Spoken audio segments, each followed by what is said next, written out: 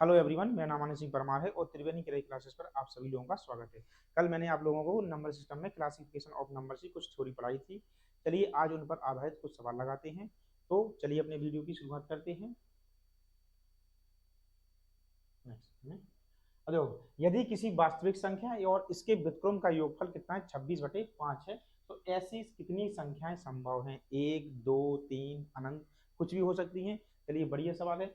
क्या करते हैं, ऐसी मतलब कोई भी संख्या है, वास्तविक संख्या कितनी है x। अब इसका व्युत्क्रम कितना होता है या रेसिप्रोकल क्या होता है 1/x। कितना है यहाँ पे 26/5।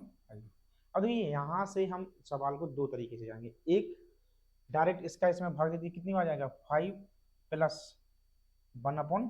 तो हम कह सकते हैं कि एक्स की वैल्यू कितनी होगी, या तो एक आंसर होगा 5 और एक आंसर कितना होगा 1/5। तो एक तरीका तो अपना सीधा सीधा यही है कि हम इसमें डायरेक्ट भाग दे देंगे, क्योंकि x की तुलना फिर डायरेक्ट इससे 5 हो जाएगी, यहाँ पे 1/5 की तुलना किससे इससे हो जाएगी। तो कितने मान संभव है, तो एक मान संभव आपका 5 होगा और एक मान संभव इसका 1/5 होगा। या फिर दूसरे तरीके से इस सवाल को कैसे लगा सकते थे आप लोग, इसका इससे मल्टीप्लाई कर सकते थे, x² प्लस 1 अपॉन कितना x इक्वल टू 26/5। इनसे इससे मल्टीप्लाई कर दो तो 5x² plus 5 equal to 26x। इस तरफ आए तो कितने 5x² minus 26x plus 5 equal to 0। अब यहाँ से द्विपद समीकरण बन जाएगा, यहाँ से इनका या द्विघात समीकरण बन जाएगा, या फिर उन पर आधारित सवाल कितना हो जाएगा 5 × 5 कितने हो जाएंगे यहाँ पर। तो 25 के ऐसे फैक्टर करना है कि 26 हो जाए तो कितना हो जाएगा 5x² माइनस के 25x माइनस के 1x प्लस कितने 5 बराबर कितने 0। यहाँ से 5x कॉमन ले लो तो x माइनस कितना हो जाएगा 5, यहाँ से माइनस x कॉमन ले लो तो 1,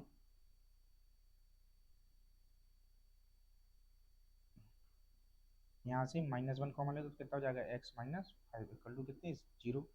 एक आंसर कितना हो जाएगा अपना x माइनस 5 और यहाँ पे कितना हो जाएगा 5x माइनस 1। हम कह सकते हैं इक्वल टू 0। तो x की वैल्यू एक कितनी आ गई देखो 5 और एक x की वैल्यू कितनी आ गई 1/5। तो कितने मान संभव है, दो मान संभव है। एक एक तरीका अपना ए है और एक तरीका अपना कौन सा है इसका ए है। तो जो भी आप कितने मान संभव है तो आप कहोगे सर दो मान संभव। आई बात समझ में। चलो दूसरा सवाल लगाते हैं। यहाँ पे निम्नलिखित में से कौन सी संख्या अपरिमेय है। अपरिमेय के बारे में क्या बताया था कि ऐसी संख्याएं जिन जो आवर्गमूल संख्या हो एक, और दूसरी क्या बताई थी हमने आप लोगों को, एक बताई थी जिनका नॉन टर्मिनेट डेसिमल है या अशांत दशमलव।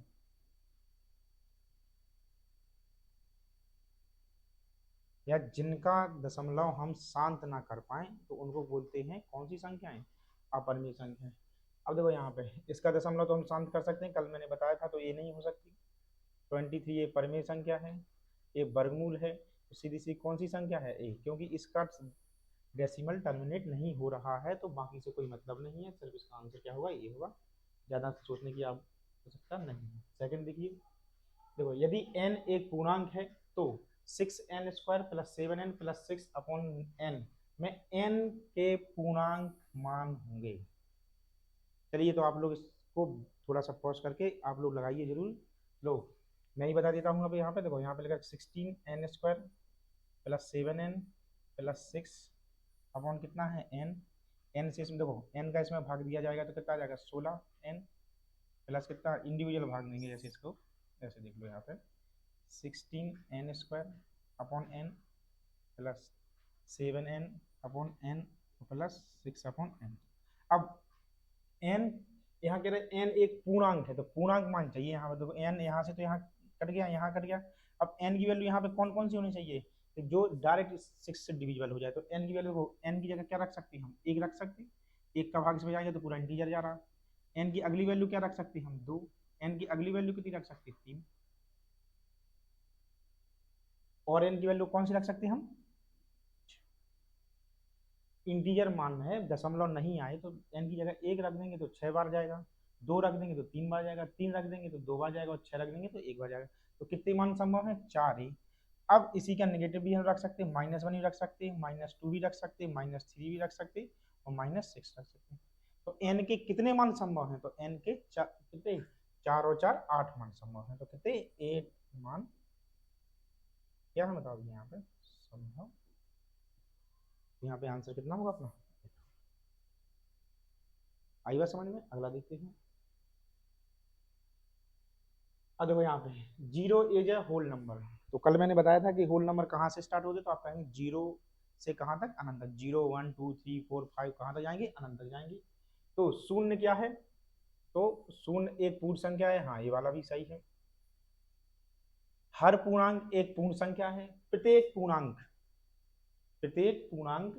एक पूर्ण संख्या है, तो एक गलत है। तो क्यों, क्योंकि प्रत्येक पूर्णांक, अब प्रत्येक पूर्णांक में तो माइनस के 5/2 भी आ जाएगा, 3 भी आ जाएगा, रूट में भी आ जाएगी संख्या। तो पहला आंसर क्या है, ओनली वन करेक्ट है, 2 गलत है, दोनों भी गलत है, एक भी गलत है। चलिए अगला देखिए। निम्नलिखित में से कौन सा कथन सही नहीं है, चलो पढ़ते हैं कौन सा कथन सही नहीं है। एक ना तो अभाज्य संख्या है ना ही भाज्य संख्या है, एक ना तो अभाज्य संख्या है और ना ही भाज्य संख्या है।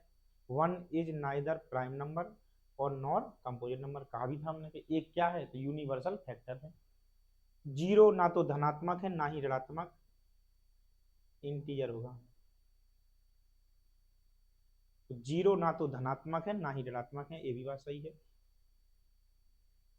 P इंटू क्यू सम है, तो P और Q हमेशा सम हो सकते क्या, जैसे P और Q उन्होंने कहा कि एक इवन नंबर है, इवन नंबर या सम संख्या है। P और Q इवन नंबर, जैसे मान लो कोई भी P की वैल्यू मान लो यहाँ पे 3 रख दी, तो यहाँ पे कितनी रख दी, 2 रख दी, तो बताओ क्या आ जाएगा 6। तो हमेशा सम हो सकते क्या P और Q, तो हमेशा नहीं हो सकते। जैसे यहाँ लिख लो 4 इंटू कितने 8, तो ये 32 हो जाएगा, ये तो है, लेकिन हमेशा कहा गया, इसलिए ये वाला क्वेश्चन क्या हो जाएगा हमारा गलत। √2 एक इरेशनल नंबर है, √2 एक परिमेय संख्या है, तो ये है। तो कौन सा क्या कह रहे हैं हमसे, कौन सा कथन सही नहीं है, तो कौन सा कथन सही नहीं है, तो हमारा कौन सा कथन सही नहीं, सी वाला। ठीक है, आई अगला देखते हैं। 3 क्रमागत पूर्णांक और उनके गुणनफल, 3 क्रमागत पूर्णांकों का योगफल और उनके गुणनफल के बराबर है। क्या the sum of 3 consecutive integer is equal to their product, how many such possible are there, कितनी संख्याएं ऐसी संभव हैं। बढ़िया सवाल है, लगाइए आप लोग भी। देखो यहाँ पे 3 क्रमागत हैं, अब 3 क्रमागत हैं तो कुछ भी मान लो, एक क्या कर लो इसका x-1, एक मान लो x और एक कितना मान लो x+1। 3 क्रमागत सम, उनके गुणनफल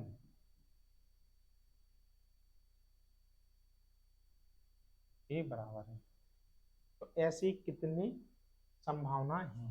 देखो यहाँ पे अब x-1 है यहाँ पे, तो क्या हो जाएगा भैया, 1x 2x और कितने 3x इक्वल टू,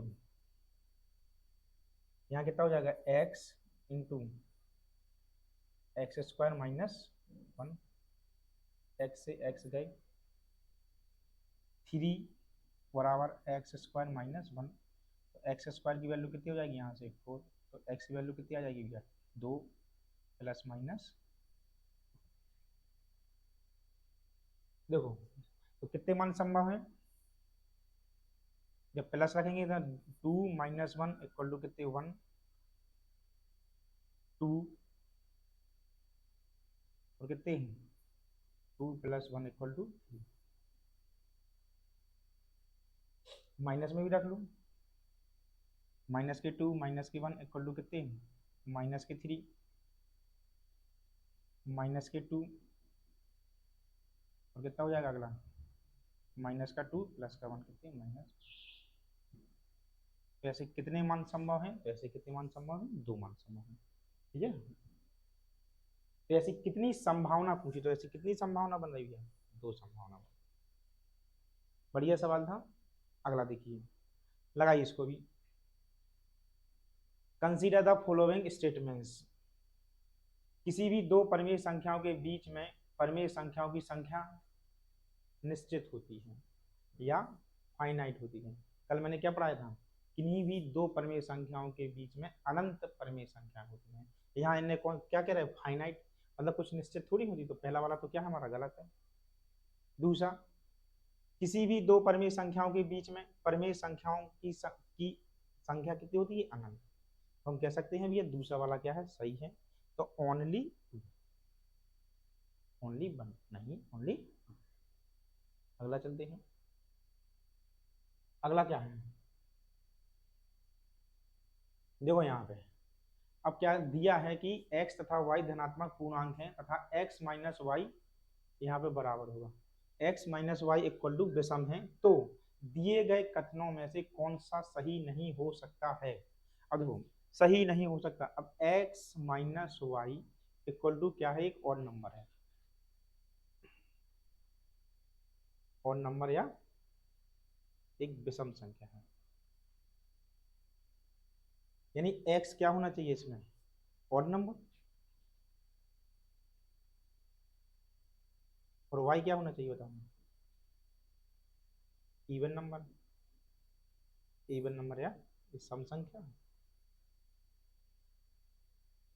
तो ये क्या होना चाहिए बताओ, विषम संख्या। अब उनने कहा है कि एक्स स्क्वायर, अब जैसे मान लो यहाँ पे एक्स 3 का स्क्वायर प्लस 2 का स्क्वायर इज बराबर कितना, ऑड। सही है कि गलत, नहीं हो सकता, हमें ढूंढना है, हो सकता है अलग बात है। तो यहाँ पे जैसे मान लो इसका 3 का स्क्वायर कर लिया, तो वाई को मान लिया 2 का स्क्वायर। बताओ कितना हो जाएगा, ये 9 और प्लस कितना 4 इक्वल टू कितना 13। तो और तो ये तो हो सकता है भाई। Both the number y into x is even.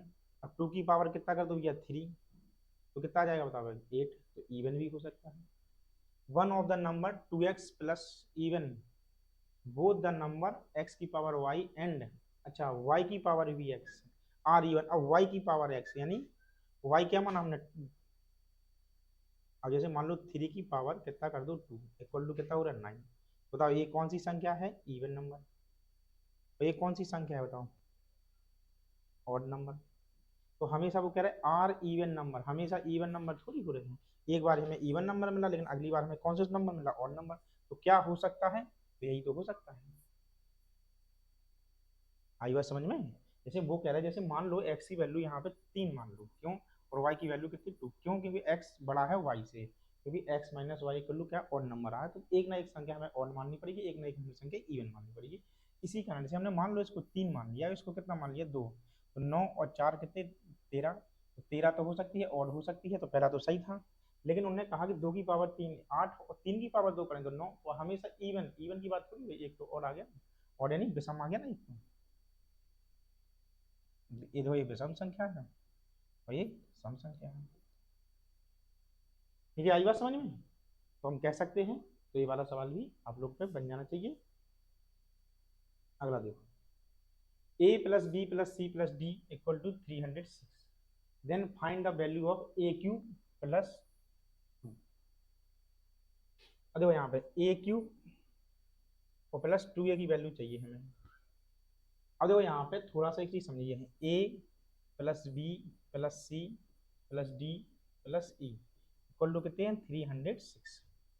कितनी अभाज्य संख्या है, तो आप कहेंगे सर 5।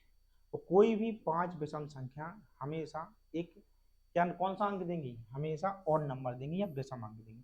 यहाँ पे क्या है, यहाँ पे सम है, सम या इवन नंबर है। ये 306 क्या है बताओ यहाँ पे, तो आप कहेंगे सर इवन नंबर है।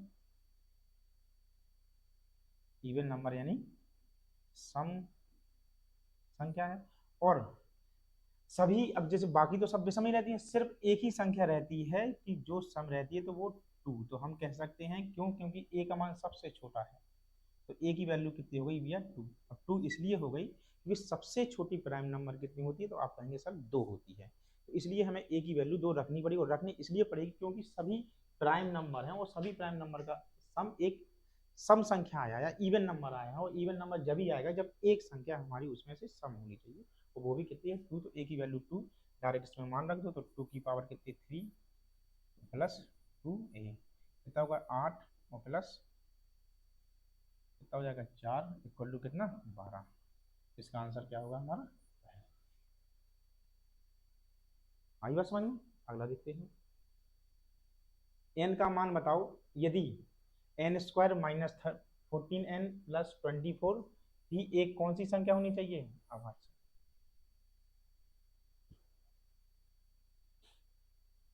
तो पहले तो इसका हम क्वाड्रेटिक इक्वेशन सॉल्व कर लेंगे।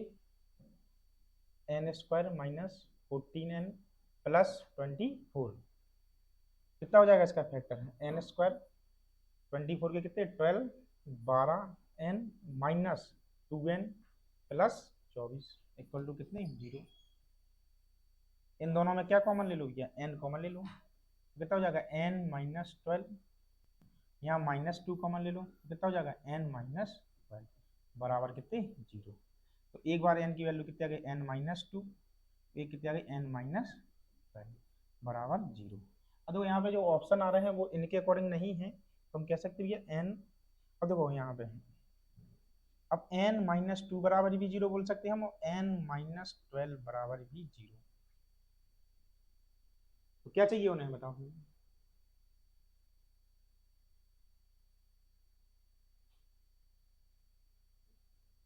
n की वैल्यू देखो इसमें दी हम n की वैल्यू कितनी 13 रखेंगे 13 माइनस 2 इक्वल टू कितने 11 और यहाँ 13 माइनस 12 इक्वल टू कितने 1।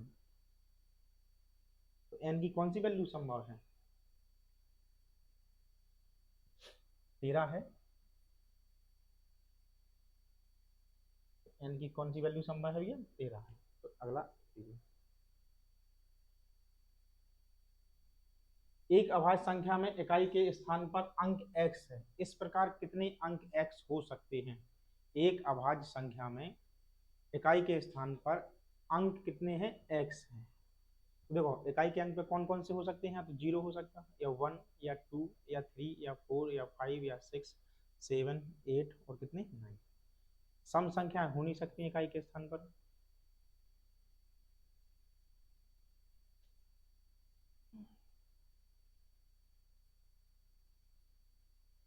कौन कौन सी हो सकती हैं 3 हो सकती है 1 हो सकती है 5 भी नहीं हो सकती है और कौन हो सकती है 7। तो कितने मान संभव है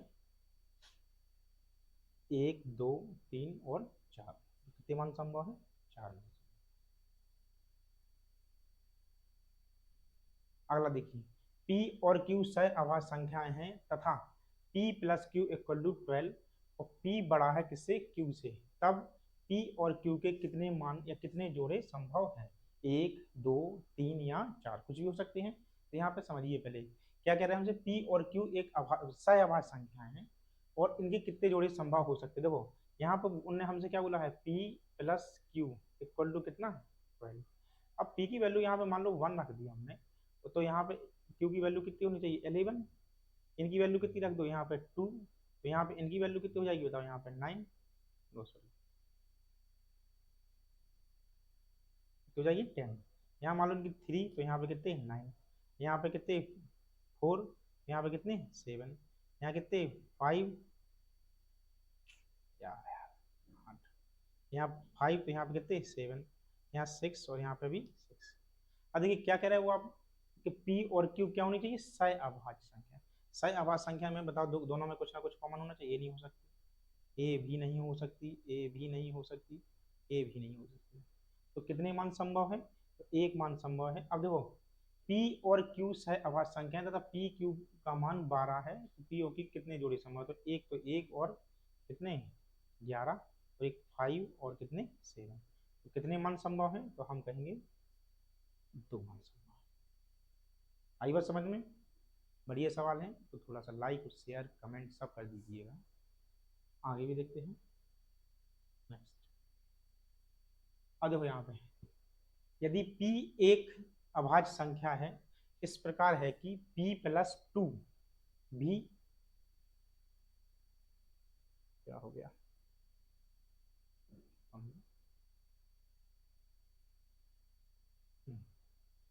यदि P एक अभाज्य संख्या है इस प्रकार है कि P प्लस 2 भी एक अभाज्य संख्या है तब मतलब P भी एक अभाज्य संख्या है और P प्लस 2 भी अभाज्य संख्या है तब पहला है p इंटू p प्लस 2, उसमें एक जोड़ देंगे तो वो एक क्या हो जाएगी, परफेक्ट स्क्वायर होनी चाहिए। और p प्लस, यहाँ थोड़ा सा p प्लस 2 का भाजक 12 है, यदि p की वैल्यू कितनी 3। हाँ, वो हमसे एक चीज ये कह रहे हैं कि p भी एक क्या होनी चाहिए, अभाज्य संख्या, p भी एक अभाज्य संख्या, और p+2 भी क्या होनी चाहिए, एक अभाज्य संख्या। p एक अभाज्य संख्या, p+2 भी एक अभाज्य संख्या। तो क्या कह रहे हैं वो हमसे, तो ऐसे कितने, मतलब क्या है, p अभाज्य संख्या, तब हमसे बोला जा रहा है कि p+p एक इज परफेक्ट नंबर। हाँ, अब तो इसमें कुछ भी एक नंबर ले लो, बस अंतर कितना होना चाहिए उनका, 2 का अंतर होना चाहिए। तो कोई भी संख्या अपने अपनी तरफ से मान लेना। अब जैसे मान लो क्या है, वो 3 से भी बड़ी होनी चाहिए, तो 5 और 7, मान लो एक 5 है एक 7 है, तो 5 इंटू 7 प्लस एक 36 सही है। वो 12 का भाजक भी होना चाहिए, तो देखो 5 और 7 12। यदि p बड़ा है तो दिए गए कथनों में कौन सा कथन सही है, जैसे मान लो एक को मान लो कितना 5, p इक्वल टू कितना 5, अगला p+2 कितना मान लो अपनी तरफ से 7, तो 5 इंटू 7 प्लस कितना 1, तो 35 इंटू कितने 36, अपने आप में एक परफेक्ट स्क्वायर है।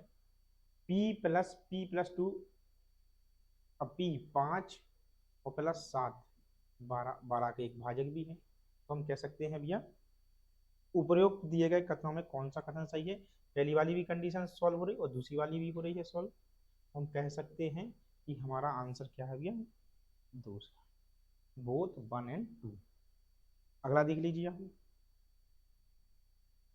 पी क्यू आर अभाज्य संख्या इस प्रकार है कि पी क्यू और आर, दो 13 बड़ा है आर से, आर बड़ा है क्यू से, और क्यू बड़ा है किससे, पी से। तो p+q प्लस आर भी एक अभाज्य संख्याएं भी होंगी।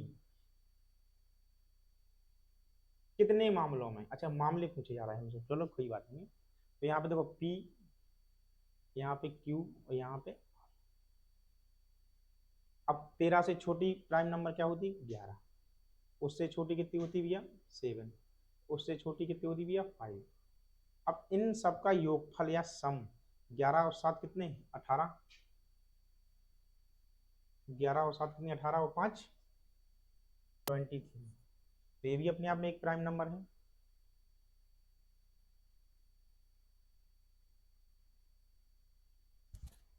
कुछ हम आपकी टिकट और एक टीवीएस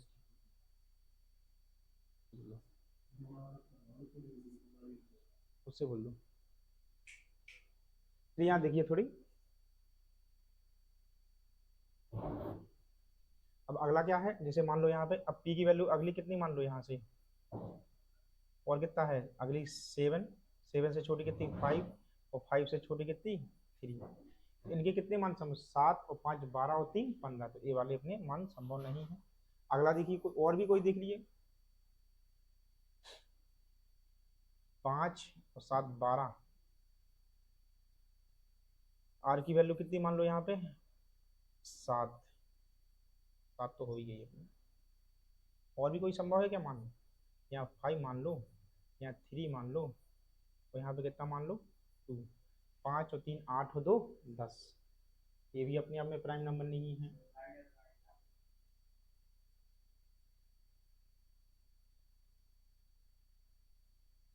तो कितने मान संभव है इसके, एक ही मान संभव है क्या, चलो देखते हैं अगला, देखो देख लो कहीं टीबीएस।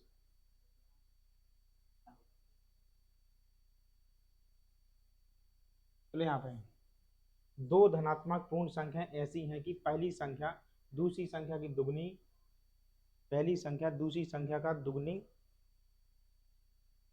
पहली संख्या दूसरी संख्या की दुगनी का योग है, उनका अंतर कितना है भैया 2 है। तो संख्याएं हैं, दो धनात्मक पूर्णांक संख्याएं ऐसी हैं कि पहली संख्या और दूसरी संख्या के दुगने का योग पहली संख्या, चलो इसी से ऑप्शन से लगा लो, पहली संख्या और दूसरी संख्या का योग है और उनका अंतर 2 है।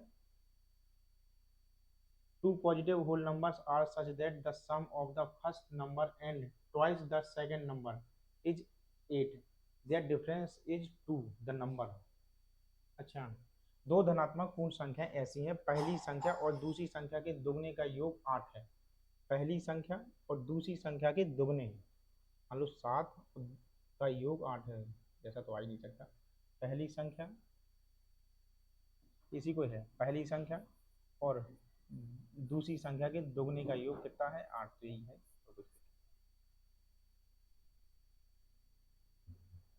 अगला, निम्नलिखित में से कौन सा कथन सत्य है? यहाँ पे है पाई सिंबल में, pi is a irrational number, ये भी सही है, कल बताया था हमने आप लोग को। और 22/7 एक अर्क संगत नहीं है, तर्क संगत, इसको लिखते हैं तर्क संगत।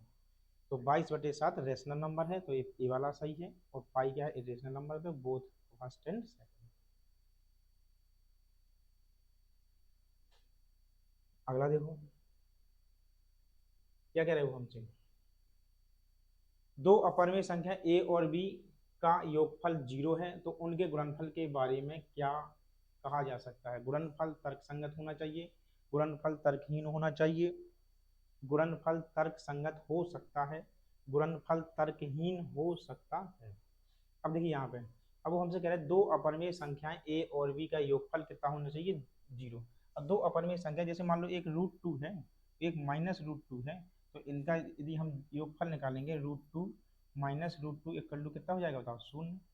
तो पहला तो क्या तर्क संगत हो सकता है, लेकिन यदि हम मान लो इसका हम अगला भी कुछ लिख दें, जैसे √5 और +√3, और यहाँ पे लिख लो -√5 और √3, योगफल और उनका गुणनफल, जैसे √2 इंटू -√2 कितना हो जाएगा भैया, -2।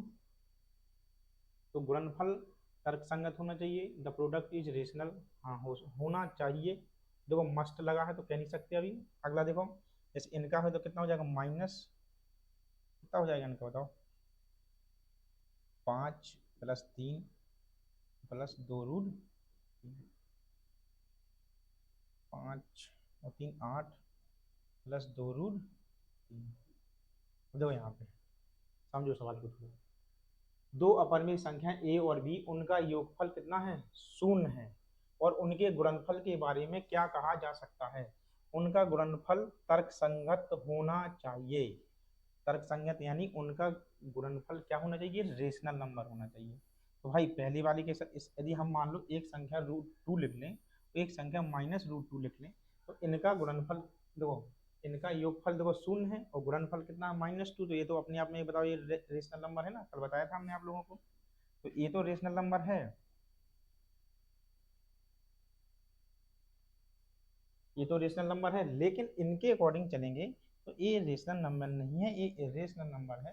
तो हम कह सकते हैं कि होना चाहिए, बात तो हो नहीं सकता, हाँ गुणनफल तर्कसंगत हो सकता है, ये बात सही है।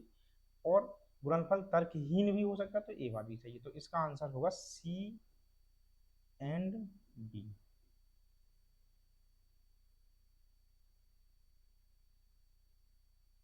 तीन लगातार प्राकृतिक संख्याओं के वर्गों का योग 110 है, तो उनके घनों का योग ज्ञात कीजिए। बढ़िया सवाल है, लगाइए आप लोग। तीन लगातार प्राकृतिक संख्याओं के वर्गों का योगफल 110 है, तो उनके घनों का योगफल ज्ञात कीजिए। बहुत बढ़िया सवाल है, ये आया भी है आप लोग के पेपर में, लिखा नहीं है कि किसमें आया है, एसएससी में आया था एक बार, अब कहाँ आया था कोई मतलब नहीं है, सवाल लगाने से मतलब है। यहाँ देखिए पहले, अब तीन लगातार प्राकृतिक संख्या, देखो प्राकृतिक संख्या में कभी भी ऐसा ना लिखा करो x अगले x+1 और x प्लस कितने 2, इससे अच्छा है कि एक प्लस का एक माइनस लिख लिया करो। जैसे मान लो एक है x-1 और एक है कितनी x, और अगली लिख लो x+1 के वर्गों का योगफल, तो वर्ग लिख दो उनके, कितना है भैया 110, कितना हो जाएगा यहाँ पे x² + 1 - 2x। हमें दो फॉर्मूला आनी चाहिए, a - b का whole square A square plus B square minus 2ab, A plus B का whole square, A square plus B square plus 2ab। अब देखो यहाँ पे X square plus 1 minus 2x plus X square plus 1 plus 2x बराबर 1 1 0। अब देखो हमने कहा था ना किसका ये फायदा मिल जाता है, यहाँ ए कर जाते, आप द्विघात समीकरण से बच सकते हैं। अब देखो यहाँ पे 1x 2x कितने 3x स्क्वायर, एक और जे कितने प्लस 2 बराबर कितने 1 1 0। तो 3x स्क्वायर बराबर कितने 100, 3 से इनको काट दो तो एक्स स्क्वायर बराबर कितने,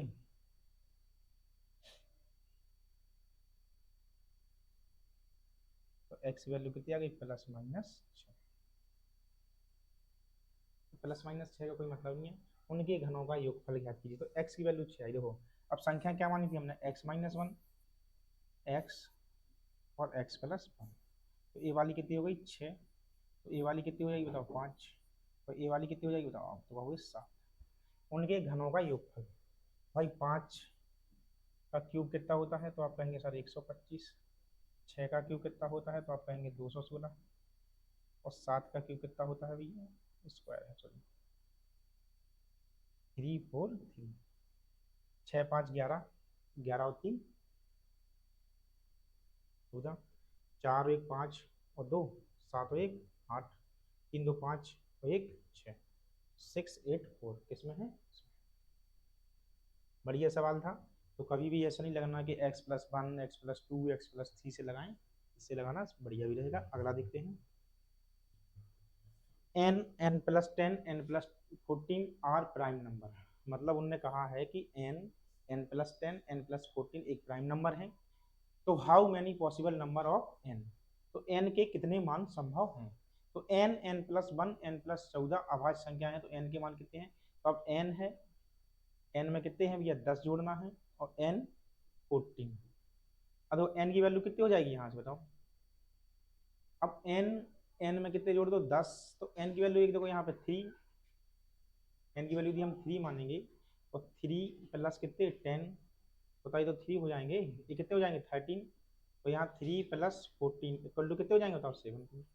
तो ये सभी प्राइम नंबर हैं, तो ऐसे कितने मान संभव है, और कोई में आ रहा है क्या 7 17 और नहीं आ रहा है, तो कितने मान संभव है इसके, एक मान संभव है।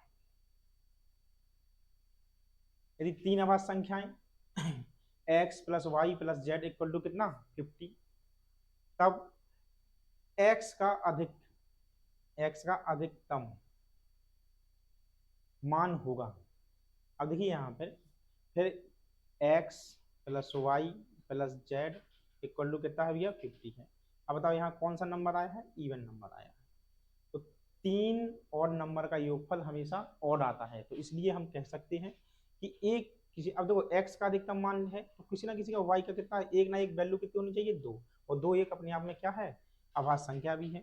अब x का अधिकतम मान होना चाहिए। अब x का मान यदि हम इसी से चले जाएंगे यहाँ पे, जैसे मान लो ये भी संख्याएं हैं 31 लिख दिया यहाँ पे, तो x का अधिकतम मान चाहिए, तो मान लो 43 रख दिया यहाँ पे, x का 43 हो गया, तो 43 और 2 कितने हो गया 45, तो y की वैल्यू कितनी हो गई बताओ 5, तो x का अधिकतम मान कितना हो जाएगा 43, तो इसका आंसर कितना हो जाएगा भैया 40। अगला देखते हैं, 3 अभाज्य संख्याओं का योगफल कितना है 100। अगर जब 100 आ जाए, कोई भी सम आ जाए या इवन नंबर आ जाए, तो हमें सीधा सीधा एक चीज पता चले कि किसी ना किसी एक का मान हमेशा 2 है, क्योंकि 2 एक अभाज्य संख्या है, वो भी सम है, और हमें 3 संख्याओं का योगफल यदि सम चाहिए तो एक को वैल्यू में 2 बनानी ही पड़ेगी। तो हम क्या कह रहे हैं 36 है, तब इन संख्याओं में से एक संख्या है, तो 3 अभाज्य संख्या कोई मान लो एक्स ही मान लो, X plus Y plus Z equal to कितना 100।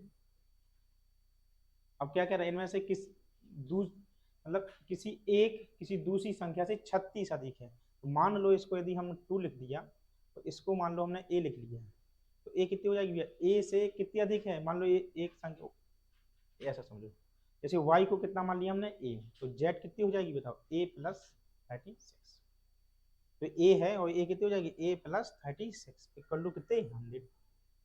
कितना हो जाएगा एक a और एक a कितने हो गए बताओ, मान लो 2a बराबर कितना है 38, चले गए तो कितना बचा है,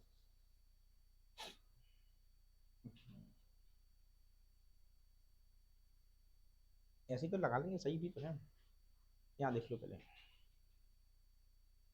यहाँ 2a बराबर 100 माइनस कितने होंगे 2 और 36 कितने 38, कितने बचे 10 62। तो a की वैल्यू कितनी हो जाएगी बताओ यहाँ पे 30। तो एक x की वैल्यू तो देखो हमें पता थी, पहले हमने कितनी मानी थी 2। y की वैल्यू कितनी हो जाएगी बताओ 31, और z की कितनी हो जाएगी भैया बताओ 31, 31 प्लस 36 तो कितने 760। तो क्या पूछे हमसे उन्होंने, तब इन संख्याओं में से एक संख्या क्या होती होगी 30। ये अगला क्वेश्चन है, यदि n square minus 33, n square minus 33, n square minus 31 और n स्क्वायर माइनस 29 अभाज्य संख्या है, तो n की कितने मान संभव हैं। अब तो जब यहाँ कितना है, n की वैल्यू 33 है, 31 है, 29 है अपने पास 33, 31, 39। अब यदि हम n की वैल्यू 1 रखेंगे तो नंबर हमें कौन से आएंगे नेगेटिव प्राप्त होंगे। 1 रखने पर 2 रखने, क्योंकि जो प्राइम नंबर होते हैं हमारे वो सभी पॉजिटिव होते हैं, पॉजिटिव नंबर्स होते हैं, पॉजिटिव यानी धनात्मक, धनात्मक संख्याएं होती हैं। और जितने भी अभाज्य संख्याएं होती हैं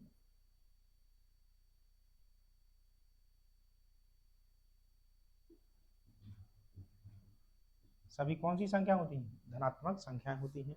तो हमसे कहा गया है, तो ये यहाँ देखिए पहले, अब n की वैल्यू एक भी संभव नहीं है, एक का स्क्वायर करेंगे तो 33 माइनस में आएंगे, 2 4 में भी नहीं आएगी, 3 का स्क्वायर करेंगे तब भी नहीं आएगी, 5 का स्क्वायर तभी नहीं, 25 यहाँ पे कितने 36 यानी 6 पे। तो हम एन की एन स्क्वायर कितना हो जाएगा, यदि एन की वैल्यू हम यहाँ 6 रख देंगे कितना हो जाएगा बताओ यहाँ पे 36, 36 में जैसे यहाँ पे एन स्क्वायर माइनस 33, यहाँ पे 6 का स्क्वायर रख देंगे माइनस 33, तो आंसर कितना आएगा भैया 3।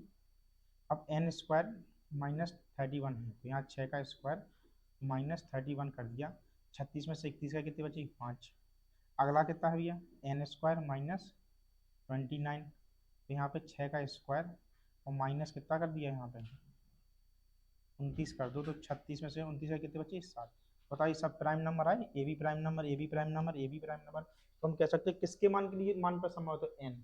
अब एन है तो एन के किसके मान के 6, भाई प्लस पे भी ये स्क्वायर लग रहा है तो माइनस का भी फर्क नहीं पड़ता है, तो एन के किस मान के लिए प्लस माइनस 6, तो कितने मान हो गए, एक प्लस वाला एक माइनस, तो कितने मान के लिए 2 मान के लिए, एक का नहीं लगा के आना 2 मान के लिए आएगा।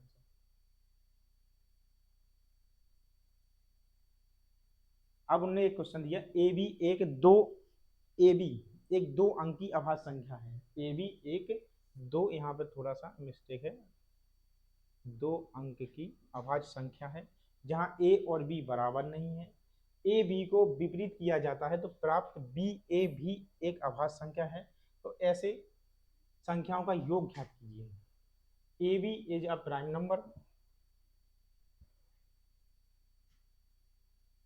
चलो देखो यहाँ पे, अब ए बी अब मतलब 2 अंकों की, हमें कुल मिला के 2 अंकों की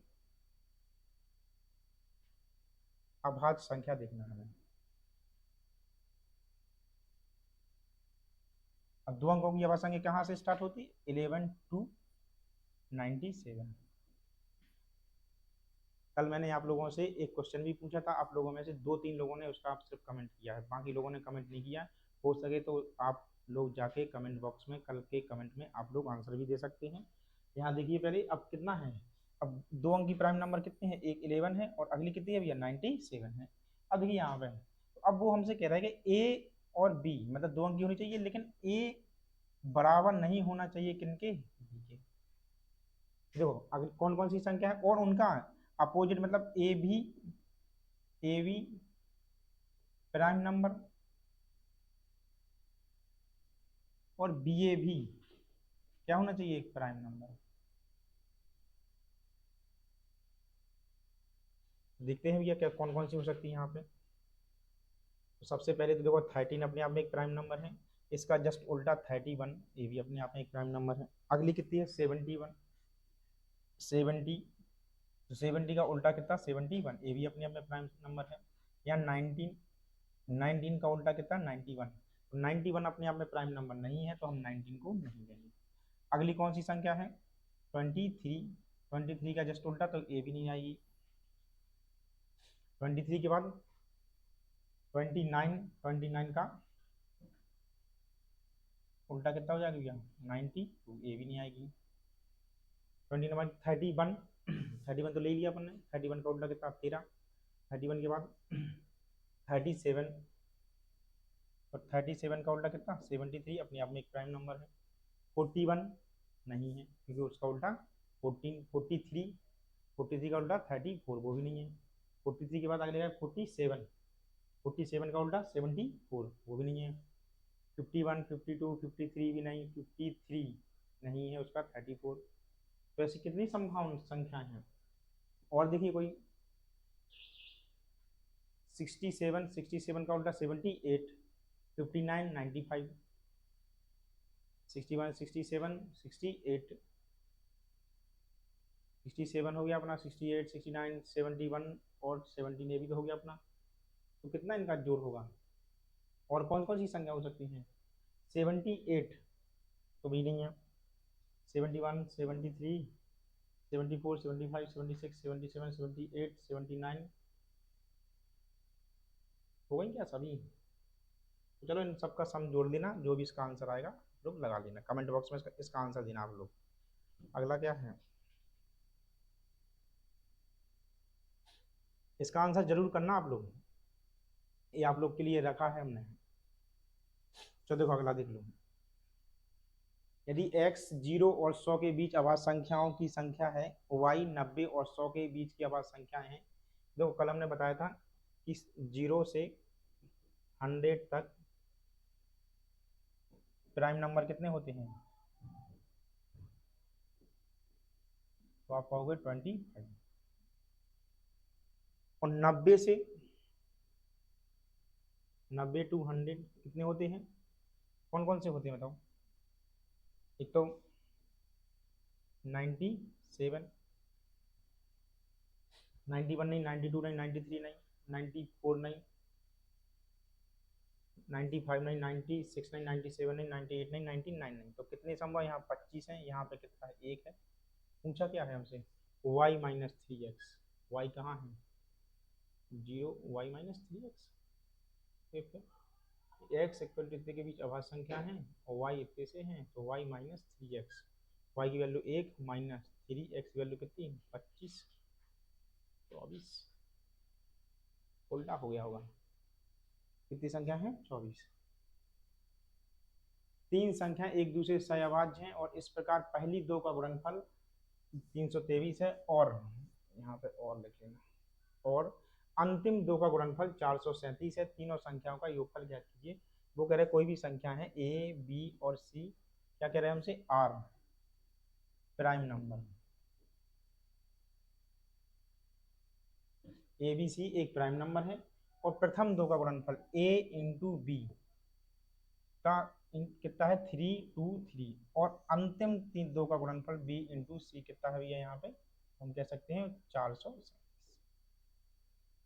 अब देखिए यहाँ पे प्राइम नंबर है, जब भी ऐसे सवाल लगाना हो ये देखा करो कि ये 323 किस स्क्वायर के आसपास है। तो आप कहेंगे 18 के स्क्वायर के आसपास है। तो 18 से जस्ट छोटी, 18 से जस्ट छोटी प्राइम नंबर कौन सी होती है? तो आप कहेंगे 17। बस यहीं से पता चल जाएगा कि 17। अब देखो कौन कौन सी है? तीन संख्या एक दूसरे से सहअभाज्य है, तो एक 17 है, तो अगली कितनी हो जाएगी? सीधी सीधा 19, और अगली कितनी हो जाएगी? 20। अब उनने हमसे पूछा इनका सम, तो 17 प्लस 19 और प्लस कितने? 23। कितना हो जाएगा इनका? 9 3 12 और 7 9, लास्ट में 9 किसका है? 11।